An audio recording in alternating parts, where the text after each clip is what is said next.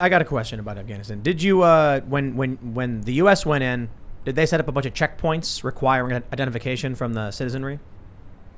Eventually. Eventually. Yeah, they had to. A checkpoint is also a method of area denial. It's not as simple as saying, "Well, we're here for papers, please." It is a way to. A checkpoint is an uncomfortable way of saying it's going to get people's attention, and so we can observe people. We basically it's a third like a order honeypot.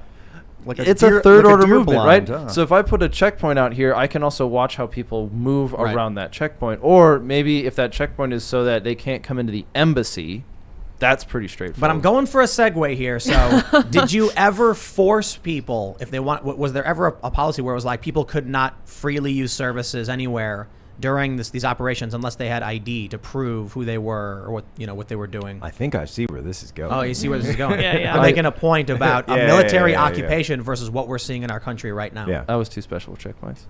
You were what? I said I was too special for checkpoints. I hear you. I just mean general knowledge. Before you do that segue, that's an inflated ego conversation. I think what we could say though is that there was certainly a lot of vetting that went on for people that were in these joint units, people who were allowed to join the ANA, also people who served as contractors of host nation nationals that were serving on bases. There was a ton of vetting that went into this. There were biometrics that were conducted. Yep. And that even with all of this vetting that was done, you still had a massive amount of what were called green on blue attacks.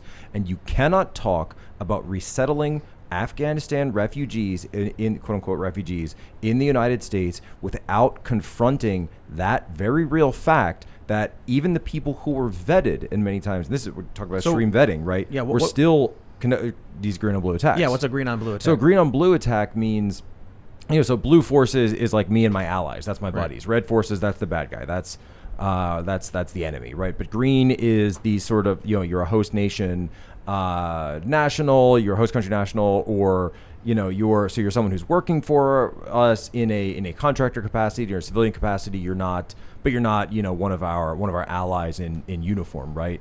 I knew a guy who got the DFAC. He got shot in the cafeteria as he was waiting in line to get chow one day, right? By someone who was working there. Just got shot in the stomach.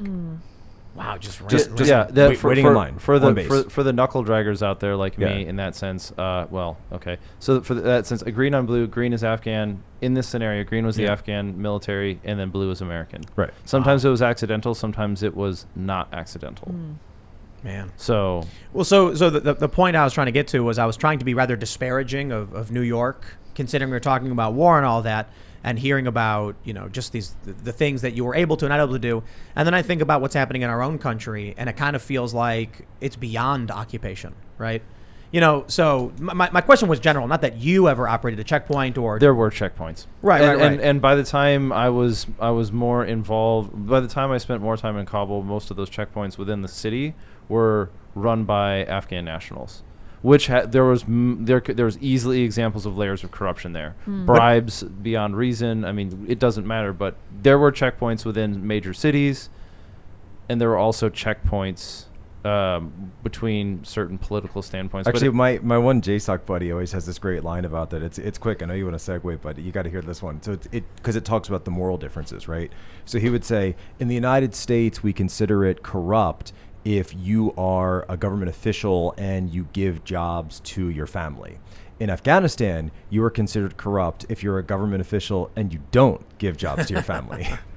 So now what we have here in the U.S., in New York, is substantially worse than any kind of checkpoint or, I guess, general search in a designated area. You can't enter buildings without an ID.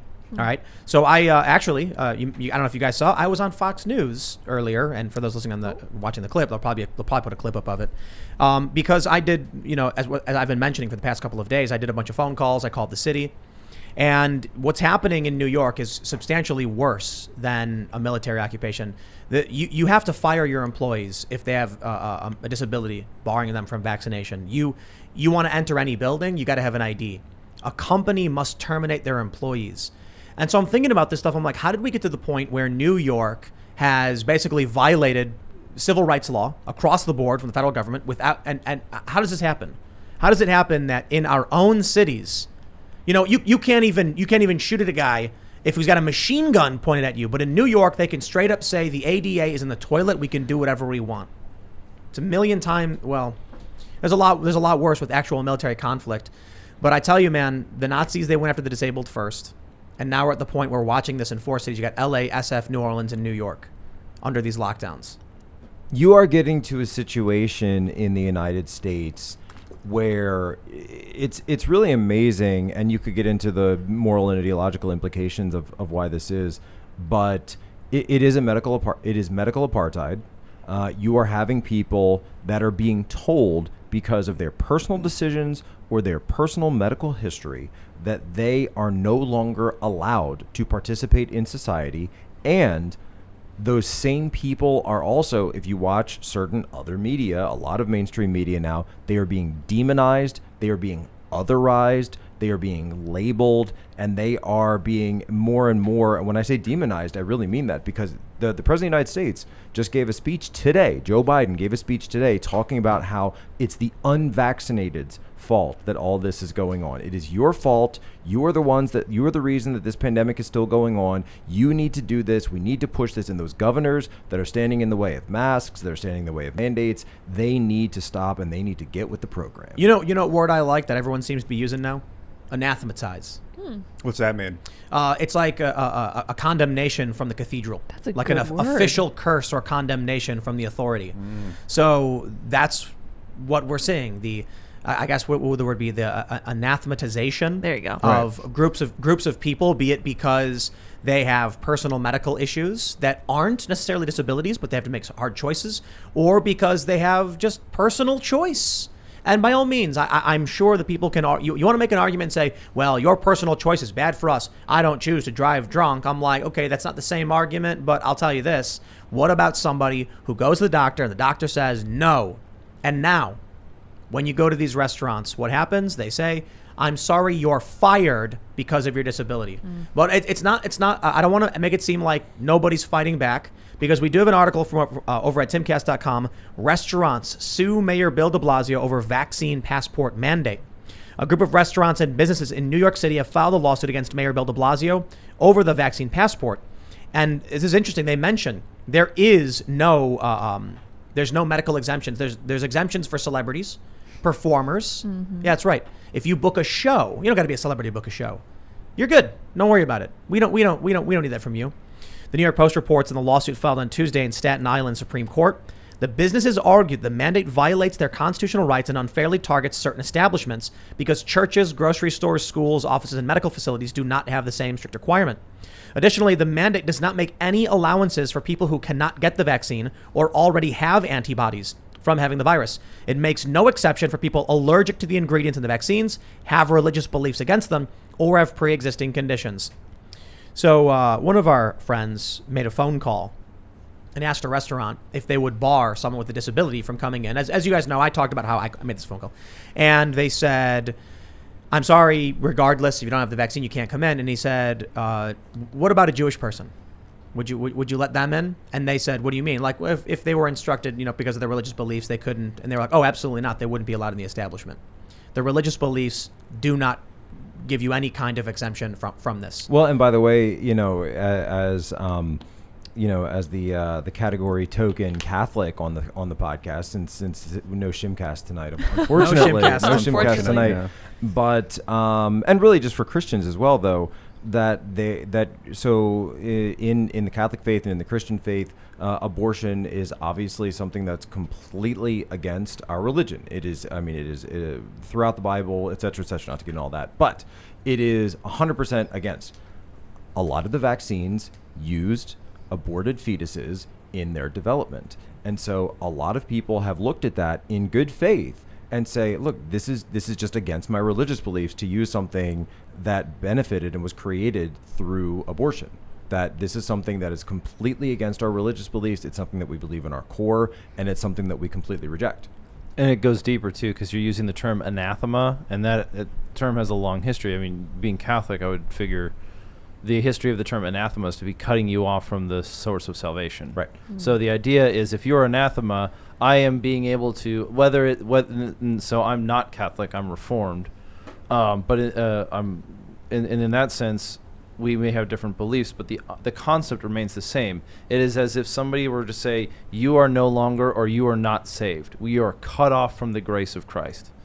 So that's a heavy thing to say, and your parallel to it, though, is very important here, because you're also now dealing in major cultural differences that we're starting to see on the metaphysics level. We believe in a difference between positive and negative rights. So a negative right is such that I cannot impose on something to you. I cannot. It is befouling your rights. It is. I have a great way to explain positive and negative rights. Good. A negative right to life means I can't kill someone. Yes. A positive right to life means I'm obligated to try and save you if I see you dying. Yes, and we don't believe in the same Right. positive rights. As in, I don't have to go out of my way to prevent you from something, right? But what you're seeing, especially in this example, is that people are viewing the conscious decision not to get the vaccine as a violation of somebody else's negative rights. You're seeing this in but this is nothing new. This is nothing new. We've been seeing it on the colleges for years. Silence is violence. It's all the same thing. People were saying for the longest time, once these college kids get out of school and see the real world, and I said it how many times? I probably said it 500 times over the past couple of years. Yeah, once these kids get into the real world, however, I want to be fair to myself and say I still have always said, but maybe what happens is they graduate college and get jobs here, and the companies just do what they want, I guess. Right. Yeah, they do. They get jobs in HR, and then they control your company, and then they tell you who that you can and cannot hire based on race and gender and because or whatever Ibram X. Kendi says today. Well, I wasn't actually going to go into this, but you just gave us a good way to put it out, that when you said it is your connection from the source of grace, right? That is anathema. Well, that is what they see themselves as doing. Right. So these government leaders, political leaders, establishment leaders, they view the power of government and good society as being on the side of grace. But that's why the term the cathedral is used so often, right? It's because we are on the side of the angels, our progressive world sphere, and our control over this part of society is grace. And there is nothing higher, right? Because they're materialistic. This is it. If you have broken one of our social commandments, then we must cut you off. Are you saying? But it's materialism as well. It's straight up. It's not even the metaphysical. It's not even the grace. It's literally like you want to use our banks. It's all materialistic. Better not offend our delicate it's a religion of the sensibilities. materialistic. Here's another way of dividing that question. Yeah. Are you saying that Are you saying that the issue with their belief system is that they believe it, or is it the belief system itself? They view this is. Again, I'm going to actually tie this into a similarity between something like Russian communism. The government is God. The government is holy. Everything the government says. It's like a great example would be the first episode of that HBO miniseries on Chernobyl. Well, the government just said it couldn't happen, so it's not happening. Like, they believed themselves as the author and dictator of reality. Right. That's how so convoluted they got. Now you're looking at early stage issues with that, where are you saying that the problem that you have with their belief system is that they believe it so holy, they believe in the holiness of the state so well, or is it the fact that they believe it itself, or is it the belief? Is it what they believe or that they believe it? Because I would say something like, I believe that insert some easy one. I believe that murder is wrong. Okay, and I believe that with absolute conviction, that for me to just go murder out of greed or whatever is wrong. Okay, so I believe that with absolute conviction. Am I wrong because I believe it, or is my belief wrong? So is their belief in the cathedral, the new Inquisition, non-Catholic church, but the new Inquisition of the state as being holy, I think that's where it's wrong, that they view themselves. Is it both wrong? Well, no, it's not both wrong because I can't fault them for believing something, but I can say that their belief is wrong. Yeah, they believe that the government is telling them the truth. They believe in the power of the state. And CNN. What they believe is kind of all changes by the day, depending on what the CDC Fine. comes out with. The state is or what bigger they than want The to the CCP believes in their accomplishments, and right, they believe They in believe their, it was given to them by heaven. I Or don't know if they whatever. truly Do they believe that, though? but yeah. Do they really? I don't know. I Yeah. mean, maybe not, but they believe it, and so we can't fault people for believing things. Let's put it this way. Alone. It's not just the belief; it's the enforcement. That's of the issue, belief, right? The issue is the enforcement of the belief. If there is somebody out there that praises the National Register, and you see these people who actually have little like shrines to Dr. Fauci in their homes while they call Trump supporters a cult, and they're singing Broadway musicals that they've changed the words out and put in with Dr. Fauci. That they are quite literally making him as an avatar of government an idol, right? They are idolizing government. And so they are making government, in this case, the state, and writ large, the overstate, if you combine academia and some elements of the corporate sphere in this, that they are then enforcing that through what you just said in New York. They're cultural institutions. Now the cultural institutions are enforcing that belief on everybody, and that's the issue. Thanks for checking out this clip from the Timcast IRL podcast. If you want to see the full show, come back to this channel, youtube.com/TimcastIRL, Monday through Friday at 8 p.m., where you can leave comments and super chat, and we actually will read your comments on the show. Don't forget to like, share, subscribe, and if you want exclusive members-only content, segments you can't get anywhere else, go to timcast.com, become a member, and we even have full bonus episodes. Thanks for hanging out, and we'll see you all next time.